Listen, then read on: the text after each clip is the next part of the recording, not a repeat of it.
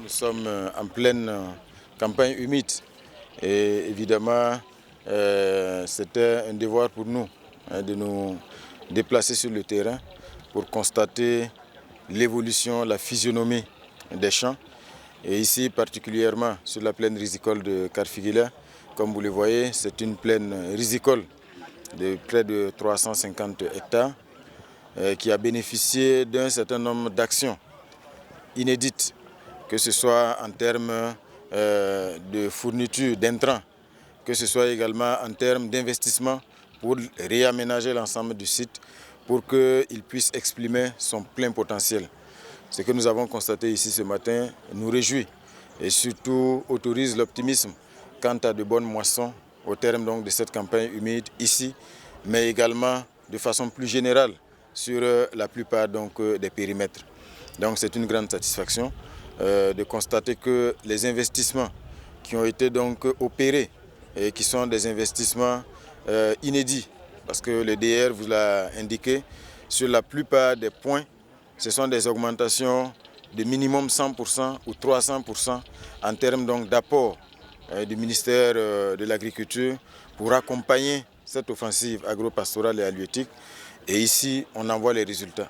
Et ce n'est que le début, parce que les travaux d'aménagement qui sont en cours devraient permettre très bientôt de faire en sorte donc que nous puissions produire toute l'année sur ce site de 350 hectares avec plus de 900 producteurs, dont 151 femmes qui mettent du cœur à l'ouvrage ici, pour nous permettre le plus rapidement possible de réduire notre dépendance en termes d'importation de riz au Burkina Faso.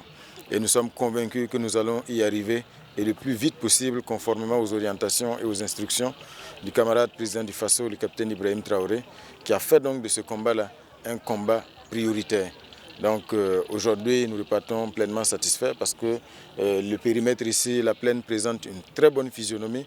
Et évidemment, c'est encourager tous les acteurs, encourager les producteurs, mais aussi évidemment engager le ministère de l'Agriculture à rester donc dans cette dynamique-là et surtout faire en sorte que le plus rapidement possible, les périmètres irrigués que nous avons, dont la plupart malheureusement sont en état aussi de dégradation, puissent donc être réhabilités pour donner leur plein potentiel afin que nous puissions produire rapidement donc les quantités suffisantes pour ne plus être dépendants des importations. Le Burkina Faso est un pays de travailleurs. Vous savez, beaucoup de pays qui nous environnent aujourd'hui se vantent aujourd'hui d'être grands producteurs de ceci ou de cela, mais l'histoire est là pour témoigner. Ce sont les Burkinabés qui ont valorisé toutes les productions dans ces pays-là. Donc ce sont de grands travailleurs et aujourd'hui nous sommes convaincus qu'avec le leadership, avec la politique qui est enclenchée, avec l'adhésion des producteurs, il n'y a pas de raison que nous ne puissions pas le plus rapidement possible régler le problème de la faim au Burkina Faso. Toutes les conditions sont en train d'être réunies également avec l'ONBA pour faire en sorte que nous ne soyons plus uniquement dépendants du ciel, si je peux le dire ainsi, mais qu'au-delà donc de la campagne humide, nous ayons une maîtrise d'eau qui nous permette également de continuer donc la production. Évidemment, comme vous le voyez, aujourd'hui, il y a beaucoup d'investissements qui sont consentis partout. Donc la SONAGES aujourd'hui a été transformée totalement pour faire donc de cette SONAGES-là une vraie centrale d'achat qui permette d'avoir de très grandes réserves, mais qui ait la capacité de réguler également les prix des céréales sur le marché. Donc c'est un message également aux producteurs pour dire aujourd'hui que l'État concentre d'énormes efforts, d'énormes investissements.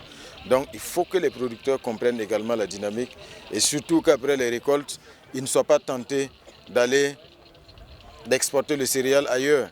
Mais il faut qu'il y ait du patriotisme à ce niveau également pour que les investissements consentis par l'État en retour, les producteurs puissent permettre à la SONAGES d'acquérir suffisamment donc de céréales, de grandes quantités de la production. Ça permet donc non seulement de renflouer les réserves nécessaires pour faire face à toutes les éventualités, mais également la SONAGES a désormais vocation à réguler le prix des céréales et des aliments sur le marché. Donc c'est inviter tous les producteurs, pas seulement ici au niveau de la plaine risicole de Karfigila, mais les producteurs sur l'ensemble du territoire à rentrer dans cette dynamique-là. L'État consent d'énormes efforts. Il faut que la production qui va sortir contribue à nourrir les Burkinabés.